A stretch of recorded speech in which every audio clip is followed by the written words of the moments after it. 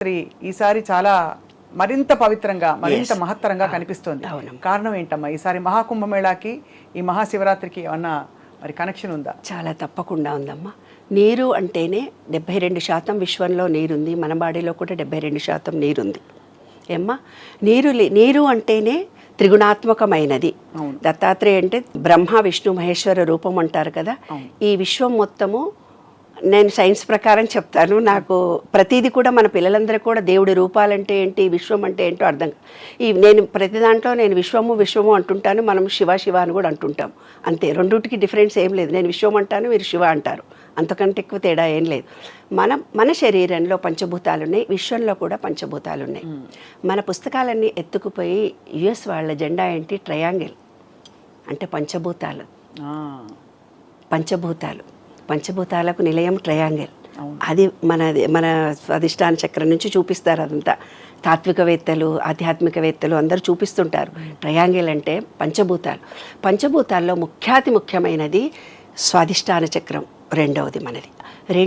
ఆ రెండులో వాటర్ అనేది అట్రాక్షన్. ఎవరైనా రాగానే మంచినీళ్ళు ఇవ్వమ్మా అంటారు, కాళ్ళు కడుక్కొని మంచినీళ్ళు ఇవే వాళ్ళకి అంటారు. నీళ్లు అనేవి మనం ఏమంటే అది జరుగుతుంది. కొట్లాడడానికి మన ఇంటికి వచ్చిన అమ్మాయి, ఏదో గొడవ పడడానికి వచ్చిన వాళ్ళు, ఏదో అడగడానికి వచ్చిన వాళ్ళు, నేను ప్రేమతో నీళ్ళు ఇవ్వగానే వాళ్ళు అనుకున్నది మర్చిపోయి నీతో ప్రేమగా మాట్లాడి నాకు చుట్టాలు ఎవరైనా కూడా, ఫ్రెండ్స్ ఎవరైనా కూడా, అందుకే పెద్దవాళ్ళు ఆ మాట పెట్టారు. ఇంకొకటి, ఎవరైనా చనిపోతే ఇల్లు శుద్ధి చేయాలి అంటారు కదమ్మా. ఎలా చేస్తాము? ఒక పూజా విధానం. శివరాత్రి వస్తుంది, మనం పూజ చేయాలంటే కలశంలో నీళ్లు తీసుకోమంటాడు పూజారి. కలశంలో నీళ్లు తీసుకొని దాంట్లో చేయి పెట్టి గంగేచ యమునేచ గోదావరి సరస్వతి నర్మదా సింధు కావేరి జలేస్మిన్ సన్నిధిని కురు, ఒక ఆకును పెట్టమ్మా, పువ్వురేసనిమ్మా అని ఇలా అనిపిస్తాడు. గంగ నీవే, గోదావరి నీవే, కృష్ణ నీవే, సమస్త జలము నీవే, ఆ నీళ్ళుని మీ జలుకోమ్మ, దేవుడి మీ జలుకోమ్మ, పూజా ద్రవ్యాల. ఆ మంత్రం చదవగానే ఆ చుట్టంతా పవిత్రత వస్తుంది. గంగా యమున సరస్వతి అంతా నీటికి ఒక వైబ్రేషన్ ఉంది. ఆ వైబ్రేషన్లో నీటిలో స్పెషలైజేషన్ ఈ పంచభూతాల్లో, ఈ విశ్వంలో ఉండే దాంట్లో త్రిగుణాత్మకమైన ఘన ద్రవ వాయు రూపాల్లో ఉంటుంది. ఇంకొక సీక్రెట్ చెప్తాను. నీళ్ళ గురించే చెప్పిన తర్వాత, నీళ్లు అనే దాంట్లో గాలిలో కూడా నీరుంది. వాటర్ ఎవాపరేట్ అయి ఉంటుంది కదా. దానికి ఏం చూపించారు తెలిసిన మన పూర్వీకులు, విష్ణువును అడ్డంగా పడుకొని లక్ష్మిని కూర్చోబెట్టారు. దాని మీద ఏవో పిచ్చి పిచ్చి ఊహలు వచ్చి మొగాడు ఇలా పడుకుంటాడు, ఆడవాళ్ళు కూర్చుంటారంటారు. ఏమీ లేదు, గాలి ఇలా తిరుగుతూ పోతుంటే దాంట్లో ఉండే నీరు లక్ష్మి. ఆ నీరు అనేది ఏమిటిది, పవర్ ఆఫ్ ఎనర్జీ అని అర్థం. ఆ ఎనర్జీ లెవెల్స్ పుష్కరము అంటే కుండకి పవర్ వచ్చిందని అర్థం. కుండకి పవర్ ఎట్లొస్తుంది? ఎవరైనా చనిపోతే నీళ్లు చల్లడంలో కూడా అంతర్యం ఇదే. మూడు మీరు మసీదుల్లో కూడా నేను చూసాను. దుబాయ్లో వెళ్ళినప్పుడు అక్కడ నీళ్ళ చుట్టూనే ఉంటుంది. ఇక్కడ చార్మినార్ దగ్గర కూడా నువ్వు చూడు నాన్న, నీరు పక్కన మసీదు ఉంటుంది. ఏ గుడి కానీ, ఏ పవిత్రమైన క్షేత్రం కానీ నీళ్లు లేకుండా ఉండదు. గంగాకు హారతిస్తారు ఈ పిచ్చోళ్ళందరని మన పిచ్చోళ్ళు అనుకుంటారు. కాదు, మన పూర్వీకులు చాలా తెలివైన వాళ్ళు. గంగాలో పొద్దున్న నుంచి స్నానం చేసిన తర్వాత ఆ నీళ్లు మలినమైపోతే సాయంత్రానికి తేటగా అయిపోయిన తర్వాత పసుపు కుంకుమ వేసి వేదమంత్రాలన్నీ చదివి దాన్ని మళ్ళీ అంటే ఈ విశ్వం ఎనర్జీ ఉంటుంది నాన్న, విశ్వంలో మొత్తం ఎనర్జీ ఉంటుంది. ఆ ఎనర్జీ లెవెల్ వాటర్లోకి స్వీకరిస్తుంది. మనం ఏమంటే జరుగుతుంది. వాళ్ళు మీ మంత్రాల ద్వారా ఆ ఎనర్జీ ఇచ్చారు. అది అంతా ఆ ఎనర్జీ లెవెల్స్ ఎప్పటి వరకు ఉంటాయి? రాత్రి 9 నుంచి తెల్లవారుదాం 4 వరకు ఆ ఎనర్జీతో ఉంటాయి. మళ్ళీ ఎవరు కాళ్ళు పెట్టరు, డిస్టర్బ్ చేయరు ఆ నీళ్లను. తెల్లవారుదామన్న 4 గంటలకు పోయి ఫస్ట్ దేవుడికి తెచ్చి అభిషేకం చేసి తీర్థానికి వాడుకుంటారు. అప్పుడు పూజారులు స్నానం చేస్తారు. మహాకుంభమేళా కంటే చిన్నజీయర్ స్వామి కూడా ఇక్కడ కలశాల నీళ్లు తెచ్చి ఆ మంత్రాలన్నీ చదివి వారు శంషాబాద్ వెళ్ళొచ్చాను, నన్ను పిలిచారు వాళ్ళ ట్రస్ట్ వాళ్ళు. అక్కడ వాళ్ళందరూ స్నానాలు చేశారు అన్ని నీళ్ళలో. అంటే నీవు వెళ్ళలేని పరిస్థితిలో ఉన్నావు నాన్న కుంభమేళా. ఇప్పుడు నీవు ఇంట్లో కూడా గంగేచ యమునేచ గోదావరి సరస్వతి నర్మదా సింధు కావేరి, ఈ పవిత్రమైన నీళ్లు గంగా యమున సరస్వతి పుష్కర మహిత్యం వచ్చింది. నువ్వు స్నానం చేస్తే ఇక్కడున్నా కూడా వస్తుంది. అంటే అదే భావన కలిగింది. ఇప్పుడు కుంభము అంటే బిందెలో నీళ్లకు పవర్ వచ్చిందని చెప్పారు. ఇప్పుడు చూడమ్మా, సైన్స్ టెక్నాలజీ ప్రకారం ఇప్పుడు మీరు సెల్ ఫోన్ ఇచ్చి ఇది వైఫై మేడము, ఇది యూట్యూబ్ మేడము, దీంట్లో ఇది నొక్కాలి, నెట్ నొక్కాలి, అవి నొక్కాలి. అదేదో మొన్న రోబో సినిమా వస్తే నాకు ఒక్క ముక్క కూడా అర్థం కాలేదు. మేము పెద్దవాళ్ళం కాబట్టి మాకు ఆత్మ, పరమాత్మ, జన్మ ఆ టెర్మిన. ఎందుకంటే 1000 సంవత్సరాల క్రితం సాంస్క్రిటే ఉంది. సాంస్క్రిట్లో భావాలను వాళ్ళు పెట్టారు. సూర్యుడు అంటే ఏమిటిది విబ్జిఆర్లోని 7 రంగులు, కానీ ఒక గుర్రం 7 గుర్రాలు ఇచ్చారు. అట్లా మనకు కొన్ని గుర్తుల చేత అలా ఇచ్చారు. విష్ణు కూడా పడుకొని లక్ష్మి ఉండడం వాటర్లో ఎనర్జీ ఉందని అర్థమైంది కదా. ఇప్పుడు ఇప్పుడు ఒక కుండకు పవరే వచ్చిందంటే గంగకు వస్తుంది, గోదావరికి వస్తుంది. వాళ్ళ లెక్కల ప్రకారం ఆ ఎనర్జీ, విశ్వంలో ఎనర్జీ ఒక చోట ఉండదు, తిరుగుతూ పోతుంటుంది. ఎనర్జీ అప్ అండ్ డౌన్స్ వస్తుంటుంది. అందుకే మన జీవితంలో కూడా కొన్ని కష్టాలు సుఖాలు వస్తాయి. ఎప్పుడు సుఖంగా ఉండం, ఎప్పుడు కష్టంగా ఉండం. అంటే రాత్రి పగలులాగా, రాగద్వేషాలలాగా, భార్యాభర్తలులాగా పొలారిటీస్. మీరు పొలారిటీస్ అంటున్నారు, నేను వ్యతిరేక భావము అంటున్నాను. ప్రతిదానికే ఒక వ్యతిరేక భావం ఉన్నట్టుగానే energy levels up and down వస్తుంది. ఇప్పుడు ఈ నీటికి వచ్చింది, గంగాకు ఒక్కదానికే వస్తే కాదు, సరస్వతి యమున, గంగా యమున సరస్వతి మూడిటికి వచ్చింది. దాన్నే మహాకుంభమేళ అన్నారు. ఇది 140 సంవత్సరాలకు వస్తుందని పూర్వీకులు లెక్క కట్టి మనకు చెప్పారు. కాబట్టి ఆ నీళ్లకు పవర్ వచ్చింది. కాబట్టి ఆ రోజే అన్ని గ్రహాలు ఒకటే లెవెల్లో తిరుగుతున్నాయి. ఈ విశ్వం మొత్తం ఎనర్జీ తిరుగుతూ పోతుంటుంది, అప్ అండ్ డౌన్స్ ఉంటుందని చెప్పాను కదా. ఏ రోజైతే పుష్కరం వచ్చిందో ఆ రోజు నుంచి కూడా ఈ విశ్వం మొత్తం ఎనర్జీతో నిండి ఉంది. మనం ఇక్కడ ఉండి కూడా మంచి మాట, మంచి ఆలోచన, పాజిటివ్ థింకింగ్ చేసేవాళ్ళు. మీరు ఏ కోరికలు కోరుకున్నా తీరే సమయం ఆసన్నమైంది. ఇంకా శివరాత్రి రాబోతోంది. ఆ శివరాత్రి రోజు నాడు మనం ఆ రోజే అన్ని గ్రహాలు, శివలింగము అంటే ఒక సీక్రెట్ చెప్తాను వినమ్మ. ఓవల్ షేప్లో ఉన్నటువంటి ఒక ఎనర్జీ చుట్టూ ఈ విశ్వం తిరుగుతుంది తల్లి. అంటే భూమి, చంద్రుడు, చుక్కలు, నవగ్రహాలు అన్నీ రౌండ్గా సైన్స్, నేను ఫిజిక్స్ కాబట్టి నేను అర్థం చేసుకున్నా. రౌండ్గా తిరిగితే పడిపోతుంది, కాబట్టి ఓవల్ షేప్లో తిరుగుతాయి పడిపోకుండా. ఆర్బిట్స్ అన్నీ కూడా అలా ఓవల్ షేప్లో తిరుగుతూ ఉంటే ఒకదానికొకటి ఆకర్షణ వికర్షణ శక్తి ద్వారా పడిపోకుండా ఒక ఎనర్జీ ఆపుతుంది. అదే విశ్వరూప సందర్శనలో విశ్వరూపం మొత్తం చూపించాడమ్మా భగవద్గీతలో. అదే సీక్రెట్. అయితే ఆ రోజు అంటే అన్ని గ్రహాలు ఒక లెవెల్కి వస్తున్నాయి శివరాత్రి రోజు. అంటే ఎనర్జీ మారకుండా ఎక్కువ ఎనర్జీ భూమి మీదికి వస్తోంది. అంటే పంచభూతాల మొత్తంలో ఎనర్జీ ఉంటుంది. ఆ ఎనర్జీ లెవెల్స్ ఎవరి దగ్గరికి వస్తాయి? నీ దగ్గరికి అందరూ, మా ప్రపంచంలో ఉన్న వాళ్ళు అందరి దగ్గరికి రావాలి కదా. ఎప్పుడు నెగిటివ్ మాటలే మాట్లాడుతుంటారు, అది కాదు, ఇది పోదు, ఇది లేదు అని. ఎప్పుడైతే ఎవరు నెగిటివ్ మాట్లాడతారో వాళ్ళ దగ్గరికి ఎనర్జీ రాదు. ఎనర్జీ మన బాడీలో ఉండే ఆరాలో డిలీట్ అయ్యి ఉంటాయి. అందుకే ఆ రోజు కనుక మనం అన్ని మనలో ఉండే మూలాధారము, భూమి, స్వాదిష్టానము, మణిపూరకము, అనాహతము, విశుద్ధి చక్రాలన్నీ యాక్టివేట్ చేసుకునే మంచి సమయం. అంటే గ్రహణం పట్టినప్పుడు కూడా రోకలు ఇలా పెడితే నిలబడుతుంది. భూమి ఆకర్షణ శక్తి ఎక్కువ ఉంటుంది, ముళ్ళు మీద కూడా నిలబడుతుంది ఆ రోజు భూమికి అంత. అందుకే మంత్ర జపం చేసేవాళ్ళు ఆ రోజు జపం చేసుకుంటారు. కోట్ల జపం చేసి ఆ రోజు ఒక్కసారి చదివిన కోట్ల జపం చేసిన ఎనర్జీ మనకు వస్తుంది.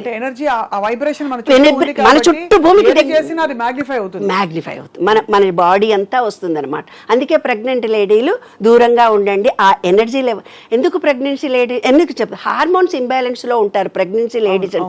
అంత ఎనర్జీని తట్టుకునే సామర్థ్యం మెచ్యూర్ అయినప్పుడు, పీరియడ్స్ వచ్చినప్పుడు, ప్రీ మెనోపాజ్ టైంలో, ప్రెగ్నెన్సీ టైంలో ఎనర్జీ లెవెల్స్ ఉమెన్కి తక్కువ ఉంటాయి. అందుకే మీకు అభిషేకం చేసేటప్పుడు కూడా స్త్రీని నీళ్లు పోయొద్దు అని చెప్పారు.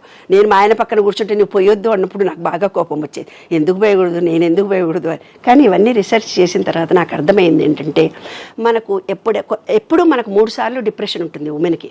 ఎప్పుడు డెలివరీ అయినప్పుడు ఉంటుంది, మెచ్యూర్ అయినప్పుడు ఉంటుంది, పెళ్ళైన తర్వాత ప్రీ మెనోపాజ్, ఆఫ్టర్ మెనోపాజ్ మనకు కంపల్సరీ డిప్రెషన్ వస్తుంది. అంటే మన బాడీ ఎనర్జీ లెవెల్స్ స్వీకరించే స్థితిలో ఉండదు.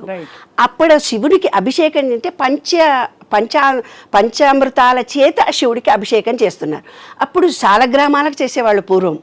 సాలగ్రామాలకు విష్ణు నమ్మకాలు ఉన్నవాళ్ళు శివలింగానికేమో వైదికులు చేసుకున్నారు, నియోగులు వైదికులని. ఆయన విష్ణువుకు పూజ చేస్తారు, వీళ్ళు అంతా ఒకటే, సేమ్ ఓవల్ షేప్లో ఉండేదానికి అభిషేకాలు చేయడం. సీక్రెట్ అంతా ఒకటే. బయట ఉండే పంచభూతాలు, మన పంచభూతాలను ఈక్వల్ చేస్తున్నాం శివరాత్రి రోజు. అంటే మనం ఆ రోజు ఇప్పుడు మామూలుగా శివరాత్రి రోజే ఎనర్జీ వస్తుంది. ఎనర్జీని రిసీవ్ చేసుకోవాలంటే బాడీ ఎలా ఉండాలి? మన బాడీలో ఇలా నాడి, పింగళ నాడిలో ఇది సూర్యనాడి, ఇది చంద్రనాడి. సూర్యనాడిలో బ్రీతింగ్ 2 గంటలు, చంద్రనాడిలో 2 గంటలు చేంజ్ అవుతూ పోతుంటుంది. మనం పూజలో కూర్చున్న కానీ ఏమంటాడు, ఓం భూర్వస్వ ముక్కు పట్టుకోరేట మంచి అనులోమ విలోమం చేయమ్మా అంటాడు. అనులోమ విలోమం అంటే ఫస్ట్ గాలిని వదిలి తీసుకొని మళ్ళీ గాలిని వదిలి తీసుకోవడం మూలంగా ప్రజెంట్లో ఉంటాం.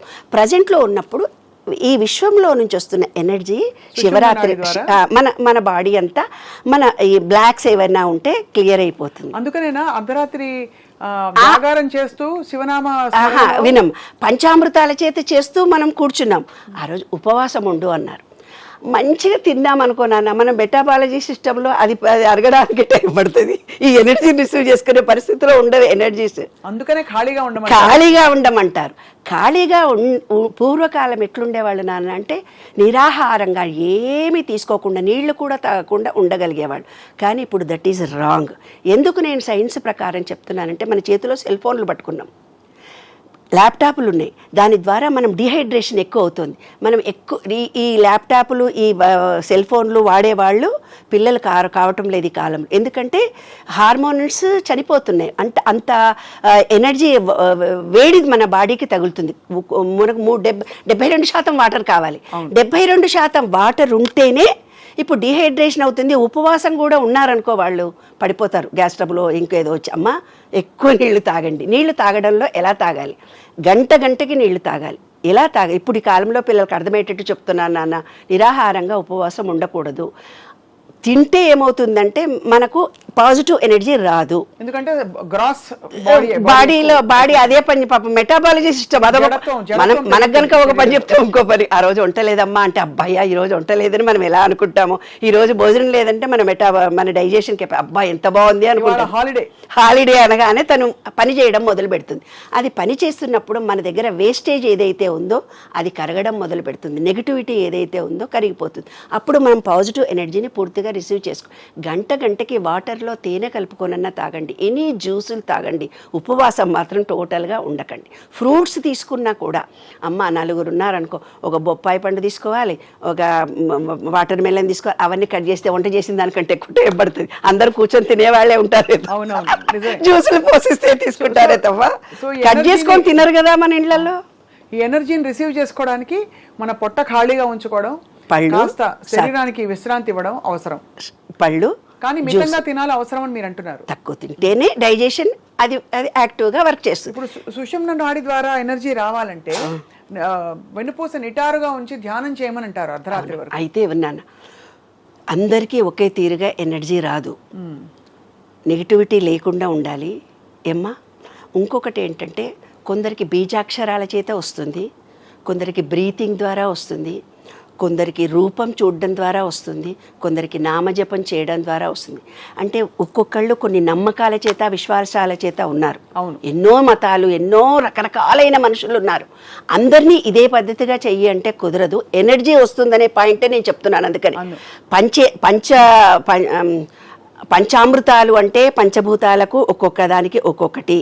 ఈ శివలింగం మీద ఈ పంచభూతాల తత్వం కలిగిన పంచామృతాలను వేసి మన శరీరంలో ఉండే పంచభూతాలను యాక్టివేట్ చేసుకుంటానికి అభిషేకం తర్వాత అది తాగుతాం. తాగగానే అమృతమయంగా ఓం త్రయంబకం యజామహే సుగంధిం పుష్టివర్ధనం అని చదవగానే ఓం నమశివాయ అంటూనో లేకపోతే నమ్మకం చమకం చదువుతాం. నమ్మకము అంటే ఏం లేదు నాన్న, ఈ విశ్వంలో ఉండే అప్పటి కాలంలో పంచలోహాలు నీరునిచ్చేవాడు, ఆకాశంలో మేఘాలు, భూమి మొత్తం ఉండే ప్రతి దానికి అన్ని సస్యశ్యామలంగా మంచిగా ఉండాలని ఈ విశ్వం మొత్తాన్ని ప్రేర్ చేస్తాం. నమ్మకం చమకం అంటే ఏమడుగుతాము, చక్కగా వర్షాలు పడాలి, మాకు తిన్న ఆహారం జీర్ణం కావాలి, మాకు మంచిగా యాక్టివ్గా ఉండాలి, మనకు కావలసినటువంటివి మనం అడుగుతాం అనమాట. అదే నమ్మకం చమకం అంటే ప్రతి దాంట్లో కూడా ఒక అర్థవంతంగా ఉంటుంది. పెద్దలు పెట్టిన పద్ధతులు ఇవి. ఉపవాసం ఉండు అని అన్నారు. రాత్రి ఉపవాసం అయిపోయింది మనకు. ఉపవాసం ఎప్పటి నుంచి ఉండాలి? ఉదయం లేచినప్పటి నుంచి. అవునాను, ఉదయం నుంచి రాత్రి వరకు ఉండాలి. అయితే కొంతమంది ఏం చేస్తారు, గుడికి వెళ్ళి కొబ్బరి అవి ప్రసాదాలు సాయంత్రం తింటారు. సాయంత్రం తినొచ్చు, పళ్ళు కూడా తిని ఉండొచ్చు. రాత్రి మాత్రం జాగారం చేయండి పడుకోకుండా అన్న. మనం పడుకున్నప్పుడు ఎనర్జీ రాదు నాన్న, కూర్చున్నప్పుడు మాత్రమే విశ్వంలో ఉండే ఎనర్జీ మన సహస్రారం నుంచి మన బాడీలోకి వస్తుంది. జాగృతంగా ఉండాలి. జాగృతి ఎలా ఉండాలి చెప్తాను. ఇప్పుడు మీ పక్క నుంచి నేను ఇలా వెళ్ళానమ్మా, వెళ్తే మీ ఫ్రెండ్ ఎవరో అంది, మేడం ఎర్రచీర అరే ఎర్రచీర కట్టుకుందా, నేను చూడలేదు అంటావు నువ్వు. అంటే నువ్వు చూస్తేనే కదా నేను ఏ చీర కట్టుకున్నాను, నీవు నాలో వైబ్రేషన్స్ వస్తున్నాయి అని నీవు ఎరుకతో ఎరుకతో ఉంటేనే నీకు వస్తుంది, లేకపోతే రాదు. మేము ఎప్పుడు చేసేవాళ్ళని తెలిసిన 4 సినిమాలు ఉండేవి మా అప్పుడు ఫస్ట్ షో చూసేవాళ్ళము, సెకండ్ షో చూసేవాళ్ళం, థర్డ్ షో ఇంకోటి చూసేవాళ్ళం. చూసి తెల్లవారుదామని స్నానం చేసి ప్రసాదం ఇచ్చి తినేవాళ్ళం. సినిమాలు వేసుకొని చూసేవాళ్ళం, భక్తి సినిమాలు ఏవో వేసుకొని. ఈ రోజుల్లో మీరు ఎలాగో పడుకునేది 12, 1 గంట 2 కాబట్టి రోజు జాగారం. కానీ జాగారం చేస్తూ మీరు అన్నట్టు శివ ధ్యానం దేని మీద దృష్టి పెట్టాలని అవసరం కదా. కాదమ్మా, నేను ఇందాక చెప్పాను, బీజాక్షరాల మీదనన్నా కాన్సన్ట్రేషన్ చేయాలి. ఆ రోజు మొత్తం శివ శివ అంటూనన్నా ఉండాలి. ఈ అనంత విశ్వం మీద ఒక నమ్మకము, విశ్వాసము, ప్రేమతో చేస్తేనే అవుతుంది, లేకపోతే కాదు. ఏదో ఇంట్లో వాళ్ళందరూ ఉపవాసం పెట్టారు, అటుపోయి ఒకటి తినడం, ఇటుపోయి రోజు కంటే ఎక్కువ తినడం చేస్తే కాదు, రోజు కంటే ఎక్కువ తింటే కాదు. ఎంత వాటర్ మన బాడీకి కావాలో అంత వాటర్ కావడము, ఉపవాసంతో ఉండడము, ఫ్రూట్స్ తోటే సాత్వికంగా ఉండడము, ఎనర్జీ లెవెల్స్ పడిపోకుండా చూసుకోవడము, నీ బాడీని నీవు ప్రేమించగలిగితే, నీ బాడీలో ఏం జరుగుతుందో నువ్వు తెలుసుకొని ఉండగలిగితే అప్పుడే నీకు ఎనర్జీ వస్తుంది, లేకపోతే రాదు. ఈ